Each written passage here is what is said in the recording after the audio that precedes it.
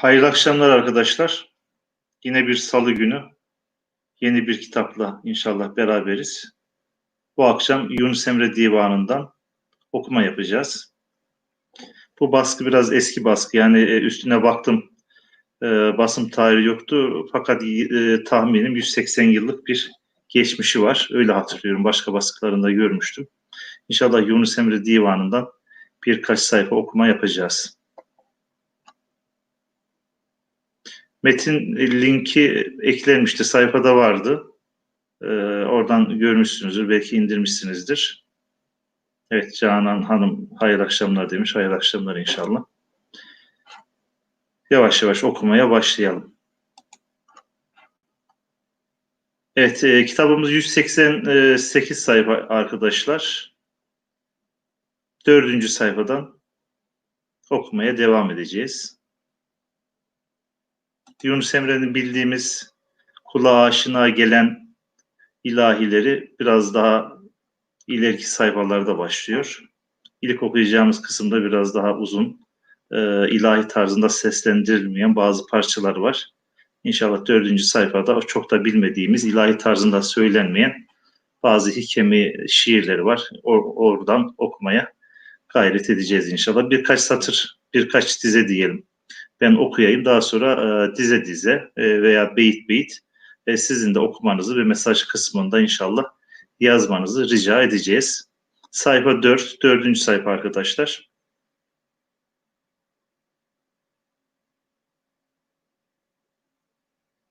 Evet, herhalde ses noktasında problem yok. Yani bazen fark ettiğimiz bir arızadan dolayı ses problemi oluyor. Olmadığını mesaj kısmında yazarsanız inşallah memnun oluruz. Yani hiç ummadığımız bir yerden bir problem olabiliyor. Fark edemeyebiliyoruz, fark edemeyebiliyoruz. Ondan sonra kendimizi kaptırıyoruz. 3-4 dakika geçmiş oluyor. Ses noktasında güzel dediniz. Tamam, devam ediyoruz inşallah. 4. sayfa. Evet, başlığa bakıyoruz. Derbeyanı ahvalat. Evet. Derbeyanı ahvalat diye bir başlık var. Altta yazacağız. Nefsin hallerinden bahsediyor arkadaşlar. İnşallah ilk bir iki satırı, bir iki dize diyelim, satır demeyelim. Bir iki dize mısrayı ben okuyayım. Ondan sonra da inşallah sizin de okumanızı zaman zaman rica edeceğiz. Mesaj kısmında yazmanızı isteyeceğiz arkadaşlar. Ses gayet güzel demiş Canan Hanım. Tamam. Teşekkür ediyoruz. Evet arkadaşlar, başlıyorum okumaya ben. Dinle imdi bu sözü, şerh ideyiz. Şerh edelim. Birin birin anı sana diyeyin. Tabi Yunus Emre Divanı belki 13. yüzyıl, 14. yüzyıl, özellikle 14. yüzyıl Türkçesinin de bazı özelliklerini yansıttığından dolayı bazı ek farklılıkları, eklerin farklı kullanımı veya bazı günümüzde kullanılmayan kelimelerin kullanımını ne yapabiliyoruz, zaman zaman görebiliyoruz arkadaşlar. Ama ilk iki dizemizde öyle çok bir sıkıntı yok. Bir daha alıyorum. Dinle. Zaten dinlemek fiili biliyorsunuz. Geniz nesiyle yazılıyor. Arada bir kuralları da hatırlatalım. Dinle imdi. Yani şimdi. Bu sözü şerh ideyin. Şerh ideyin. Evet, ideyin olması lazım. İdeyiz değil. Çünkü uyum olması lazım. Uyakta uyum olması lazım. Z'ye benziyor fakat düzeltiyoruz. Şerh ideyin, edeyim anlamında M yerine ne kullanılmış? Birin birin, yani tek tek, bir bir, anı sana diyeyin, diyeyim manasına. Hala günümüzde de birinci iyelik, şahıs ekleri, iyelik eklerideki M'nin yerine N'nin kullanıldığını bazı yerel şivelerde ne yapıyoruz? Görüyoruz. Yani burada şahıs ek, ideyim dememiş, ideyin demiş. Burada diyeyim dememiş, diyeyin demiş. Yanlış hatırlamıyorsam Kastamonu ve civarında hala M şahıs eki yerine ne kullanılıyordu. Orada olanlar veya o bölgenin ağız özelliklerini bilenler varsa tasdik ederlerse ve hangi bölgelerde kullanılıyor söylerlerse biz de bilgimizi ne yapmış oluruz? Tazelemiş oluruz arkadaşlar. Padişah hikmeti kadimden idi. Padişah hikmeti kadimden idi. Bu birkaç sözü Adem'den idi. Bir muhtasar cihan, iki cihanca. Bir muhtasar cihan, iki cihanca. Bakarsan bana 100.000'dir anca. Azim cihandır gönül cihanı. Sen izler isen göresin anı. Anı tabi burada onu. Osmanlıca metinlerde o zamir veya sıfat yerine an diyelim veya anı onu yerine anının kullanıldığını ekiyle beraber çoklukla görürüz arkadaşlar. Haber verir isem nefis cihandan, nefsi cihandan, evet burayı tamlama olarak okuyoruz. Haber verir isem nefsi cihandan, ümidin var ise göresin andan. İki tane cihandan bahsediyor. Bir nefis cihanından, bir de gönül cihanından bahsediyor. Bakalım hangi hikmetli dersleri verecek Yunus Emre diyoruz. İki sultan durur sana havale, her birisi diler, her birisi, o şekilde okuyalım. Her birisi diler milki, yani mülkü. Mülk kelimesi çoğu metinde milk şeklinde de okunabiliyor arkadaşlar. Ol ala, her birisi diler milki ol ala. Biri Rahmanidir can hazretinden. İki tane neyden bahsediyordu? Cihandan bahsediyordu. İkisi de milke sahip olmak istiyor, mülke sahip olmak istiyor. Birisi nefis cihanıydı, birisi gönül cihanıydı. İkisi de mülke sahip olmak istiyor veya bedene sahip olmak istiyor, insan bedenine sahip olmak istiyor. Biri Rahmanidir can hazretinden, biri haricidir arızi tenden. Evet, biri haricidir arızi tenden. Evet arkadaşlar, giriş yapmış olduk. Yunus Emre iki tane cihandan bahsediyor. Bir tanesi gönül cihanı, bir tanesi de nefis cihanı, bir tanesinin Rahmani olduğunu, bir tanesinin de hariçten arızi bir şekilde bulunduğunu, vücutta bulunduğunu ifade etti. Yani bir tanesi nefis arızidir dedi. Bir tanesi de ne dedi? Gönül cihanı Rahmanidir dedi. Evet arkadaşlar, şu işaretlediğim gör kelimesiyle başlayan dizeyi ve ondan sonraki işte beyt oluşturduğu ikinci dizeyi inşallah okuyup mesaj kısmınıza yazmanızı rica ediyorum. Evet, gör ile başlayan arkadaşlar ve ondan sonraki dizeyi, iki dizeyi yani bir beyti inşallah mesaj kısmına yazmanızı rica ediyoruz. Buyurun. Yani metin çok zor değil. Belki harekeli olması, belki bazı kullanmadığımız kelimelerin veya eklerin kullanılması, belki veya gözümüzün çok aşina olmaması bazen metni zorlaştırabiliyor. Fakat biraz okuduktan sonra metin kapılarını bize açıyor arkadaşlar. Evet, biraz da metni büyütelim.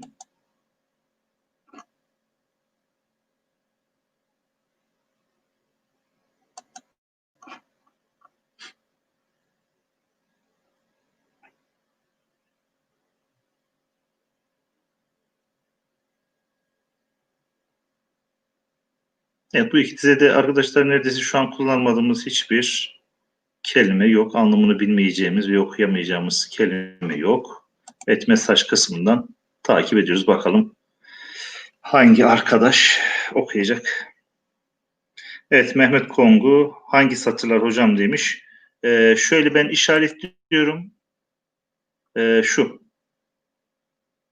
gör diye başlayan dizeyi ve ondan sonraki dizeyi, yani bir beyti ne yapacağız?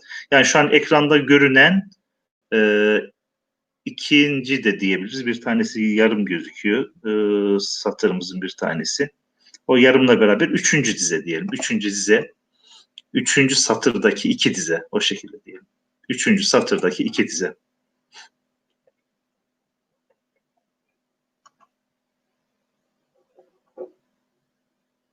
Evet, Mustafa Mehmet Yılmaz, Canan Toker yazdılar. Okuyalım. Gör imdi ey kişi kime taparsın? Bakıyoruz. Gör imdi ey kişi kime taparsın? Gayet güzel. İkinci dizeyi de yazalım arkadaşlar. İkinci dize inşallah. Dediğimiz gibi yani metin kesinlikle zor bir metin değil.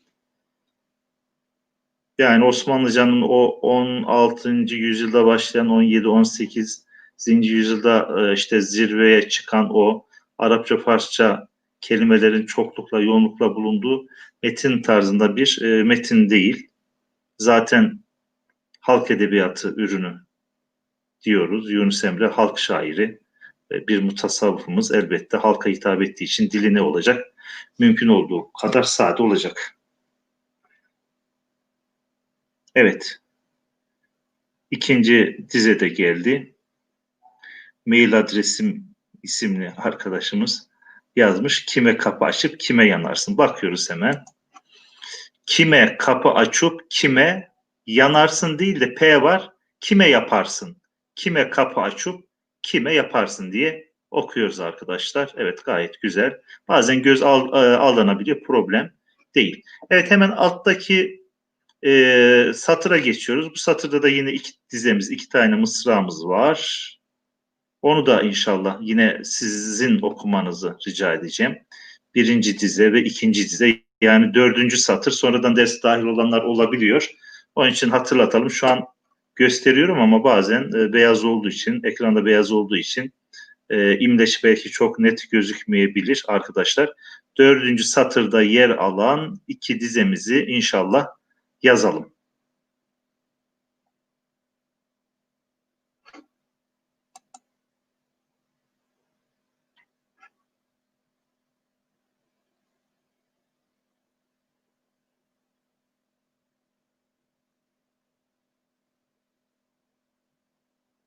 Evet, dördüncü satırda yer alan iki dizemizi arkadaşlar mesaj kısmına yazmanızı rica ediyoruz.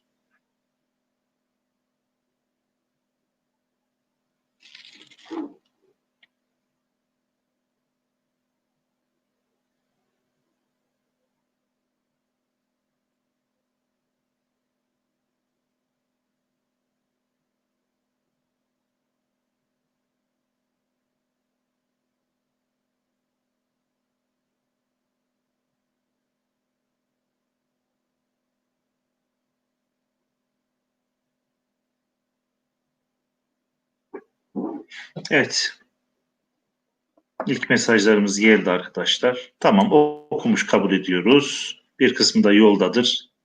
Mesaj kısmına düşene kadar biraz zaman geçiyor. Yani geç görebiliyoruz. Okuyoruz. 13.000 erdürür Rahmani leşker. 13.000 erdürür. Erdir. Arkadaşlar eski metinlerde, özellikle Yunus Emre Divanı'nda veya o dönemde eski Anadolu Türkçesi zamanında dırdir, durdur ekimiz arkadaşlar, pekiştirme ekimiz veya geniş zamanda kullanılan ekimiz, dırdır ekimiz durur, dürür şeklinde, onu da hatırlatmış olalım. 13.000 erdürür. Yani 13.000 erdir. Yani askerdir. Rahmani leşker. Evet, bir daha alıyorum. 13.000 erdürür. Erdir. Yani asker manasına erdürür. Rahmani leşker. Leşker yine dilimize Farsçadan girmiş, er anlamında, asker anlamında kelimeler arkadaşlar. Hani Arapçadan asker karşılığı Farsçadan dilimize leşker girmiş. Fakat zaten dilimizde er kelimesi de asker anlamında kullanılıyor. Nefer kelimesi de yine asker anlamında dilimizde kullanılan askeri terimlerden bir tanesi. Evet, şurayı hemen okuyoruz. Geniz neyse olarak okuyoruz. Yenilmez kimseye kamusu key er. Yenilmez kimseye kamusu, yani hepsi bütünü key er. Evet, alt satıra geçiyoruz. Bu arada gelen mesajlara bakıyoruz. Mehmet Kongo okuyamadım demiş. Evet, burada buraya mı yazılıyor? Evet, Hicran isimli katılımcı arkadaşımız buraya mı yazılıyor demiş. Bazen zaman zaman sizin yazmanızı istiyoruz. Evet, bu mesaj kısmına ne yapıyoruz? Yazıyoruz arkadaşlar. Evet, bir daha alıyorum arkadaşlar. 13 bin erdürür, yani erdir, askerdir, rahmani leşker, yenilmez kimseye kamusu key er. Alta geçiyoruz. Beraber yavaş yavaş okuyalım. Şurada bir sayımız var. 9 alemlüdür. 9 tane alemi vardır. Yani bayrağı vardır, simgesi vardır, sembolü vardır, işareti vardır anlamında alem. Alemdar kelimesini de kullanıyoruz. Alemdar, Mustafa Paşa. Alem bayrak anlamına Osmanlı Türkçesinde kullanılan bir kelime arkadaşlar. Kubbelerin üzerlerine, minarelerin, külahların üzerindeki İslamiyet'i sembol eden zaten hilale de ne diyoruz? Alem diyoruz. Simge anlamı var. Bayrak anlamında da alem kelimesi kullanılıyor. 9 alemlüdür. Nefis haşeratı. Evet, nefis haşeratının 9 tane alemi varmış. 9 tane işareti varmış arkadaşlar. Evet, ikinci dize. Bu beytin ikinci dizesine geçtik. Şu kelimeyi okuyalım. Devamlı anlamında bir kelime. Evet, müdam. Eğerlüdür bunların atı. 9 alemlüdür nefis haşeratı.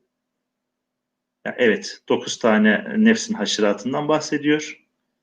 Nefsin evet 9 tane alemi varmış. Nefis haşeratının bunlar sürekli atlılar manasına. Müdam eğerlidir. Atları hazırdır, eğerlidir. Her an binmeye hazırdır. Bunların atı. Evet, aşağı iniyoruz. Ben okuyayım. Bu sayfayı ben bitireyim. Ondan sonraki sayfada inşallah yine sizin bazı dizeleri, bazı beyitleri yazmanızı isteyeceğim arkadaşlar. Nişanı oldurur. Nişanı odur, oldurur. Yani odur. Biraz önce söylemiştim. Dır, dir eki durur, dürür şeklinde eski Anadolu Türkçesinde kullanılıyor. Onu da hatırlatmış olayım. Nişanı oldurur, yüzleri kara. Evet, bu 9 alemli nefis haşeratının nişanı neymiş arkadaşlar? Yüzleri kara. Nişanı oldurur, yüzleri kara. Neferin şikayet nereye vara? Neferin şikayet nereye vara? Şurada boşluğu H ile arkadaşlar kapatmışlar. Bazen öyle bir uygulama olabiliyor. Bir boşluk varsa ekleme olmasın manasına böyle bir H veya mime benzer bir işaret konabiliyor arkadaşlar. Evet, alt satıra geçtik. Sakın kim sen bulardan olmayasın. Sakın kim sen bulardan olmayasın. Bular yani bunlar. Kaynaştırma neyse daha sonra Türkiye Türkçesinde arkadaşlar ortaya çıkmış. Bulardan yani bunlardan olmayasın. Bu nefis divanına yazılmayasın. Bu nefis divanına yazılmayasın. Alt satıra geçiyoruz arkadaşlar. Tutma, tutma. Nefsin sözün can besler isen. Tutma. Nefsin sözün can besler isen. Evet, ikinci dizeye geçiyoruz. Pür nur olur. Pür nur olur. Pür kelimesi normalde orijinalde P ve R ile yazılır. Fakat burada vavlı yazımı arkadaşlar tercih edilmiş. Arada bir imla ile ilgili hatırlatmada yapalım inşallah. Pür nur olur. Canın söz. Evet, bir daha alıyorum. pür nur olur canın söz. Evet arkadaşlar, normalde daha önce de okumuştum ama şurada ne yazıyor olabilir? Beraber çözelim. Esler isen, söz esler isen. Fakat kelimenin şu an anlamını çıkaramadım arkadaşlar. Okumada problem yok çünkü harekeli. Pür nur olur canın söz esleri sen. Evet, okumada problem yok fakat anlamını şu an hatırlayamadım arkadaşlar. Hakikattir ki bu nefis sultanı bilmez. Hakikattir ki bu nefis sultanı bilmez. Anın çün, yani onun için, anın çün eski metinlerde onun için, şu an kullandığımız onun için kelime grubu çoğunlukla arkadaşlar anı niçün şeklinde hem bitişik yazılır hem bu şekilde telaffuz edilir. Evet, sipahi dirlik dirilmez. Anın için sipahi dirlik dirilmez. Key latif can gerek Şah Hazretinde ayrılmadan. Arkadaşlar burada ayrılmadan ve ayrılmadın şeklinde iki tür harekelenmede var. Bizim şu an kullandığımız dan, den eki eski metinlerde din şeklinde yazılabiliyor. Herhalde ondan dolayı böyle bir ikilem burada kullanılmış. Hem dan den şekli hem din şekli arkadaşlar. Dan den eki hala Orta Asya Türk şivelerinde de din şeklinde kullanılıyor. Eski Anadolu Türkçesinde de o şekilde yazılır ve söylenirdi arkadaşlar. Ayrılmadın, yani ayrılmadan dura sultan katında. Nefse uyan ola sultana asi, nefse uyan ola sultanı asi. Evet, nefse uyan sultan asi olur anlamında. Evet, üç kulaç ipidir anun bahası. Üç kulaç ipidir anun, yani onun bahası, karşılığı fiyatı. Evet, tekebbürdür nefis sultanı bilmez. Tekebbürdür, yani işi gücü tekebbürdür, büyüklenmedir. Nefis tekebbürdür, evet. Nefis sultanı bilmez, yani nefis büyüklenir, tekebbür eder, sultanı bilmez, kendisinden daha üst bir makam tanımaz, sultanı kabul etmez. Küfre gider, yönü hiç anı bilmez. Küfre gider yönü hiç anı bilmez, yani onu bilmez. Bu nefis oğlanları 9 kişidir. Bu nefis oğlanları 9 kişidir. Nifak ve küfür müdam anun işidir. Evet, bu sayfayı bitirdik arkadaşlar. Bir diğer sonraki sayfaya geçiyoruz. Evet, bu sayfada da sizin okumanızı ve mesaj kısmına, okuduğunuz kısımları yazmanızı rica ediyoruz. Evet, bu sayfamızın, 5. sayfamızın 1. satırı, yani buradaki beytimiz, 2 dizemizi inşallah mesajlar kısmına yazmanızı arkadaşlar rica ediyoruz. Buyurun. Ne kadar süre diyelim? 2 dakika diyelim. 2 dakika iyidir. Evet, Ahmet Öksüz, eslemek, dinlemek olabilir mi? Ahmet Hocam, olabilir. Yani öyledir. Hemen istiyorsanız siz okurken ben de bir göz atayım. Hemen o kelimeye göz atıyorum. Siz diğer ikinci, yani 5. sayfamızın inşallah ilk 2 dizesini okuyun. Ben o arada bir sözlük karıştırıyorum arkadaşlar.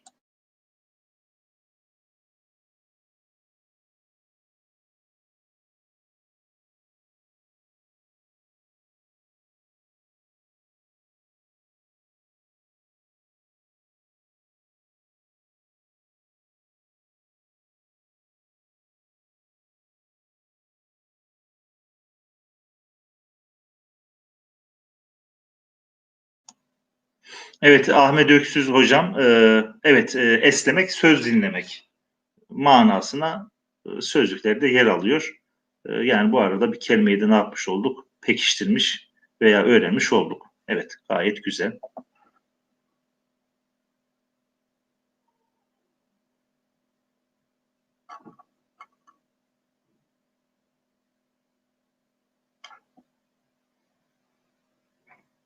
Evet, 5. sayfanın ilk satırıyla ilgili mesajlar da düşmeye başladı. Hepinizin okumuş olduğunu kabul ederek devam ediyoruz. Okuyalım. Yani bazen okurken bizim de gözümüzden kaçan yanlışlar olabilir. Onları da hatırlatırsanız güzel olur arkadaşlar. Evet, ulu oğlu, ulu oğlu yani büyük oğlu tamah, öğüt işitmez. Tamah açgözlülük, olanla yetinmeme anlamında tamah diyoruz arkadaşlar. Türkçe'de şu an tamah olarak kullanılan kelimenin orijinali tamah'dır. Ulu oğlu yani büyük oğlu tamah, öğüt işitmez. Cihan milki, anun ise ana yetmez. Evet, büyük oğlu nedir? Nefsin büyük oğlu tamah imiş. Hani nifak dedi, ondan sonra küfür dedi. Evet, burada da büyük oğlu tamahdır dedi. Öğüt işitmez. Cihan milki. Milk kelimesi arkadaşlar biraz önce de söylemiştik. Mülk kelimesi milk olarak da yazılıyor, telaffuz ediliyor. İkisi de doğru. Burada harekeleme zaten milk üzerinden harekeleme yapılmış. Onun için milk diye okuyoruz. Cihan milki anun ise ana yetmez. Yani nefsin öyle bir özelliği var ki bütün cihanı ona mülk olarak versen ona yetmez. Evet. İnsanı tanıtıyor. Burada insan nefsini tanıtıyor. Yani hepimizde de var yani. Neye erişirsek ne yapıyoruz? Bir üstünü istiyoruz arkadaşlar. Evet, alt dizeye geçiyoruz arkadaşlar. Alt dize. Evet, alt dizeyi de inşallah arkadaşlar şöyle bir dakika siz göz gezdirin, gözümüz aşina olsun. Ondan sonra beraber okuyalım. Evet, ikinci satır, ikinci beyit diyelim.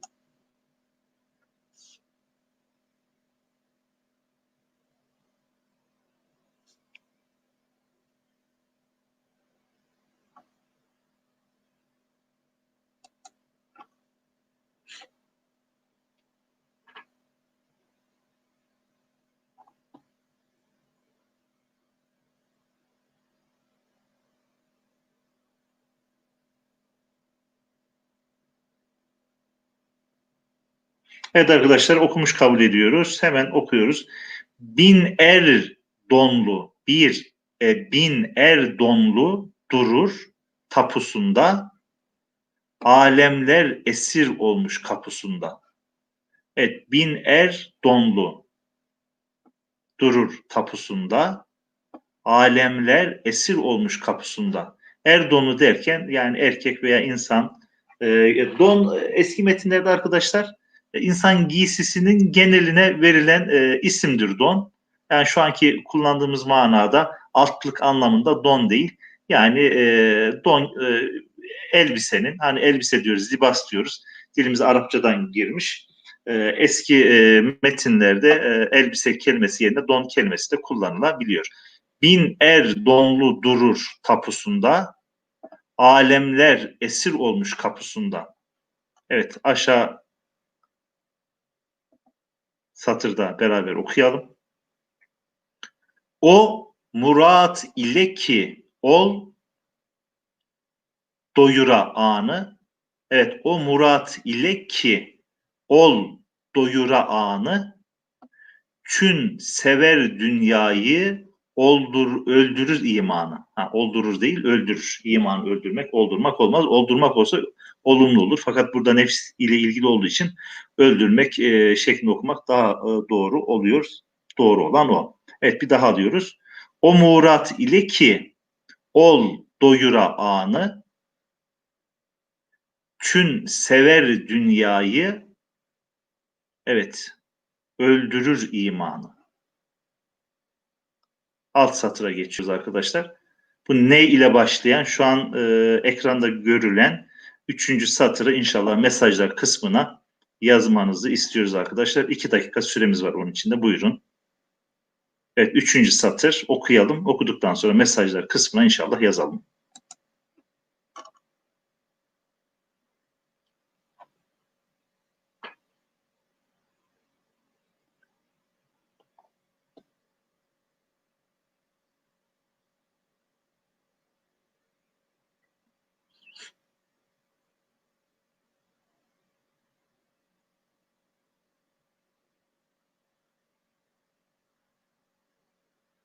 Evet, Mehmet Bey okudu. Birinci dizeyi diyelim. Neyi sever isen imanın oldur. Yani odur. Sevdiğin şey senin iman ettiğin şeydir veya taptığın şeydir. Neyi çok sever isen, neyi en çok sever isen onun kulusun manasına. Neyi sever isen imanın oldur. Tamam. İkinci dize. Evet, Canan Hanım da yazmış. Neyi sever isen imanın oldur. İkinci dizeye hemen bakıyoruz.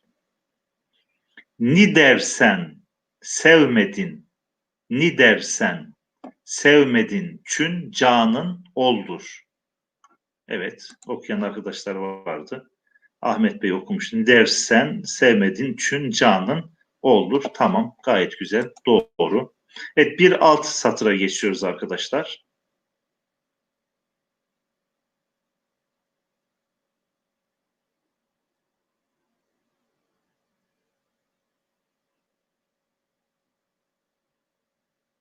Okuyalım beraber.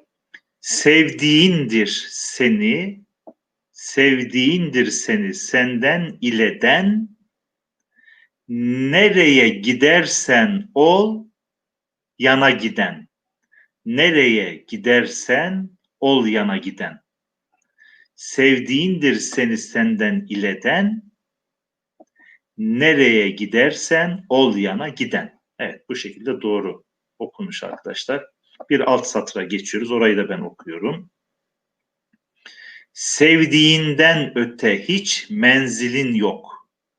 Sevdiğinden öte hiç menzilin yok.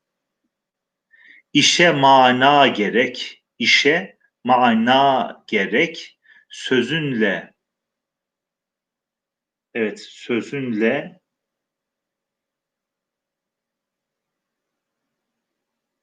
evet arkadaşlar durakladım burada. Evet çok, evet arkadaşlar gözüm şu an beni yanıltıyor olabilir. Belki çok basit bir kelime fakat şu an şey yapamadım.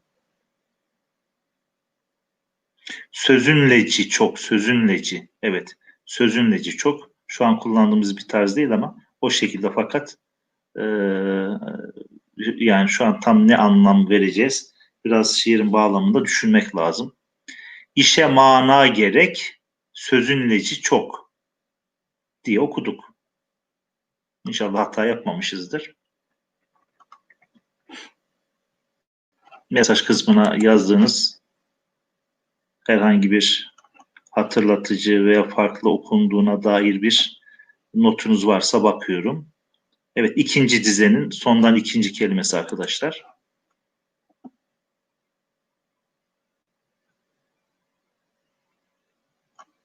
Evet, sözün neci başka türlü okunmaz fakat dediğim gibi yani şu an kullandığımız kelimelerden veya eski metinlerde okuduğum fakat hatırladığım kelimelerden biri değil. Onu inşallah biraz karıştırmak lazım. Alt satıra geçtik arkadaşlar. Dava diye başlayan satırı okumaya gayret edelim.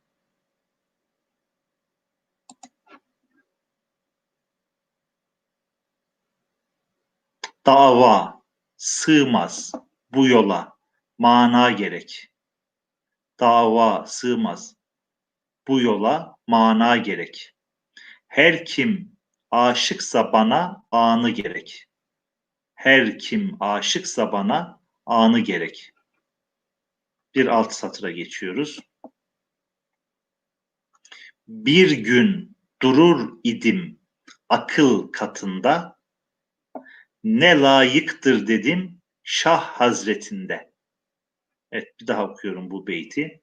Bir gün durur idim akıl katında, ne layıktır dedim Şah Hazretinde. Bir alt satıra geçiyoruz arkadaşlar.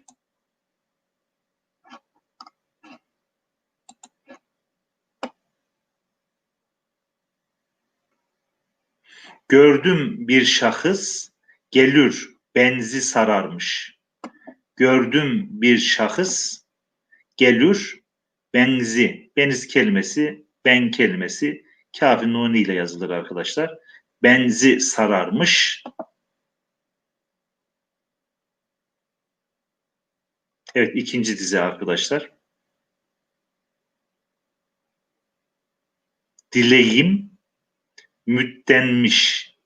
Dileğim müttenmiş. Ol yavi varmış. Evet, 14. yüzyıl, 13. yüzyıl sonu bir metin olduğu için dediğim gibi bazı kelimeler ve bazı ekler günümüzde kullanılmıyor arkadaşlar. Alt satıra geçiyoruz. Gelüp tiz akıl önünde tapu kıldı. Gelüp tiz, tez, akıl önünde tapu kıldı. Şükür eder Halika çün anı buldu. Şükür eder Halika, yaratıcıya şükreder çün anı buldu. Evet, alt satıra geçiyoruz. Bu satırı bitirelim, zamanımız inşallah bu sayfayı bitirmeye yesin diye biraz hızlandık arkadaşlar. Son bakalım kaç satırımız var. Son iki satırda yine 2-3 satırda yine sizin okumanızı ve yazmanızı isteyeceğim arkadaşlar. Gerçek akil isen, gerçek akil isen. Akil ismi fail arkadaşlar. Akıl mastarına ismi fail yapılmış. Akil akıllı manasına. Gerçek akil isen birini görgil. Gerçek akıl sahibi isen birini görgil. Görgil arkadaşlar şöyle diyelim. Gil eki var eski Türkçe'de. Emir kipinde şu an biliyorsunuz emir kipinin eki yok. Fakat eski Türkçe'de özellikle eski Anadolu Türkçesinde emir kipinde fiillerin sonuna arkadaşlar gil eki geliyor. Mesela gel demiyor gelgil, gör demiyor sadece görgil, yapgil şeklinde gil ekinin sıklıkla emir kipinde kullanıldığını görüyoruz. Evet, ya çaren var ise tadını vergil. Ya çaren var ise tadını vergil. Ha burada çare derken he gelmesi lazım. Fakat ne yapmışlar? He'yi yazmamışlar. Bazen böyle imlada, tasarrufta yapmışlar arkadaşlar. Normalde kelimenin kökündeki harflerin üzerine ek geldiğinde kök harfteki herhangi bir eki veya sesi harf ne yapmıyoruz? Düşürmüyoruz. Fakat burada düşürme durumu olmuş. Ya çaren var ise tadını vergil. Yani ver. Emir kipi sonra yine gil eki gelmiş arkadaşlar. Şöyle yapalım arkadaşlar. Bu bir ile başlayan satırdaki iki dizeyi de inşallah siz okuyun. 2 dakika diyelim. Zaman verelim.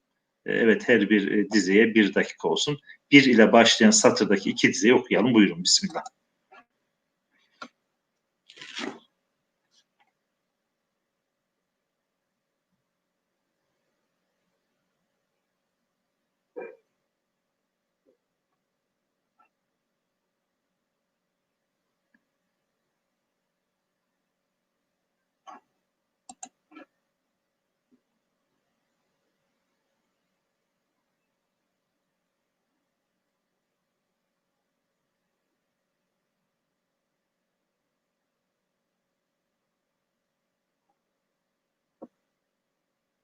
Evet, mesaj kısmından arkadaşlar takip ediyorum. İnşallah yazarsanız memnun olurum.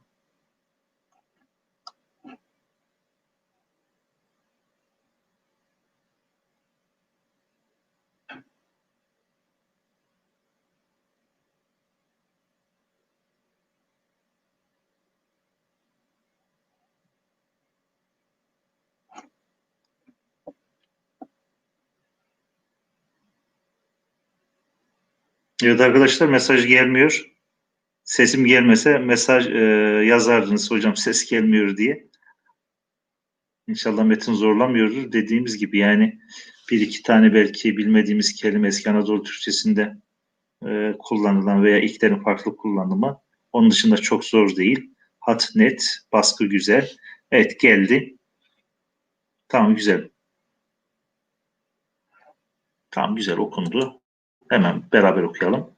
Bir gün inmedin. İnmedin derken arkadaşlar şurada üstün işareti fazla. Çünkü yani o şekilde okunmuyor. Bazen böyle hareket hatası olabiliyor. Bir gün inmedin bir gören anı. Bir defa göresin onu. Onun için inmedin diyor. Onu görmek için bir gün bile inmedin. Bir gün inmedin bir gören anı. Dimedin kimseye ol kişi kanı. Nerede? O kişi nerede demedin. Bir gün bile onu görmek için inmedin. O kişi nerede demedin. Bir gün inmedin bir gören anı. Dimedin kimseye ol kişi kanı. Evet, şu satırı okuyoruz. Beraber okuyalım. Tamahkar. Tamahkar diyoruz ya arkadaşlar. Tamah kelimesinin başta da söylemiştim. Yani tamah orijinali Arapçadan, fakat dilimizde tamah şeklinde yerleşmiş. Tamahkar.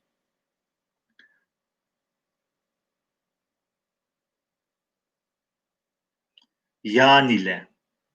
Tamahkar yan ile. Yoldan azdım. Şu tek nokta ve iki nokta ortasında bir yazımı var, fakat Y okunduğu zaman anlamlı oluyor. Her insanın bir tamahkar yanı var. O manada olursa anlamlı oluyor. Tamahkar yan ile yoldan azdım. Evet. Beyan içinde dilim nerede gezdim?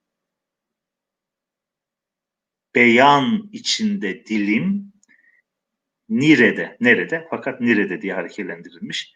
Nire'de gezdim. Alt satırı okuyoruz. Yanılı geldim.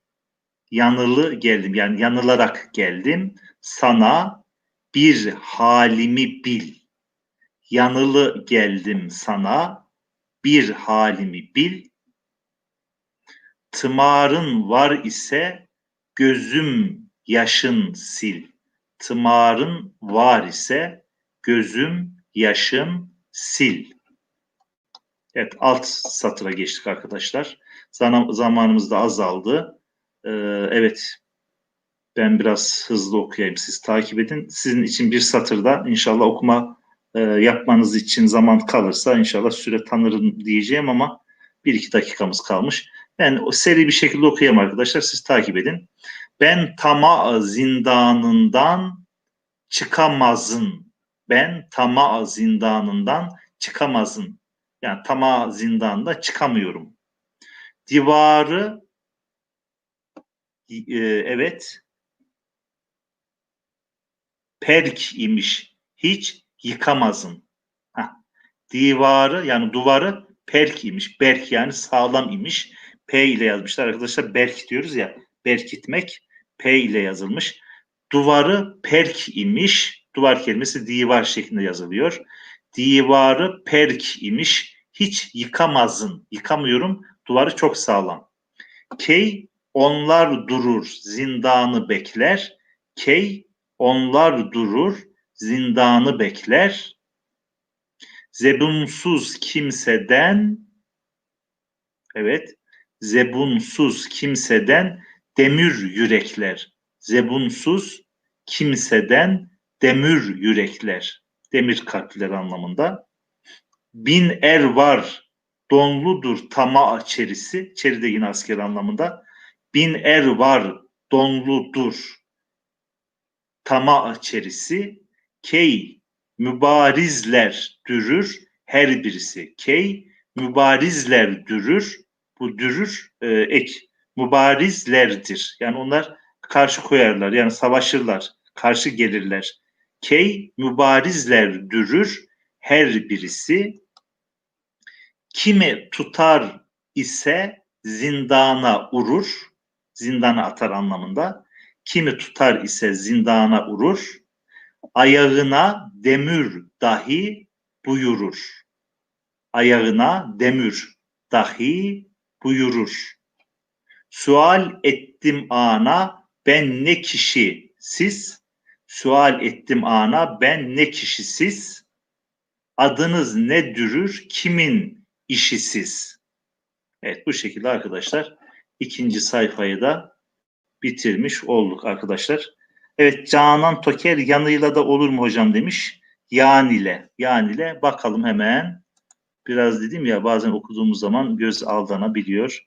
Evet, o kelimeyi bakalım. Yan ile, yanıyla. Yani ile. Yani ile biraz hare kelimeye daha uygun, çünkü e, yanıyla denildiği zaman y'nin üzerinde bir cezim olması icap ediyor. Cezimi kullanmış. Burada kullanmadığı ve aşağıda da asar olduğu için o okuma daha uygun gibi. Tamakar yani ile yoldan azdım. Evet. Evet arkadaşlar, inşallah bu haftada bize ayrılan süre sona erdi. Önümüzdeki hafta yeni bir kitap ile, farklı bir kitap ile, farklı bir yazar ile buluşmak üzere. Allah'a emanet olun. Hayırlı akşamlarınız olsun inşallah.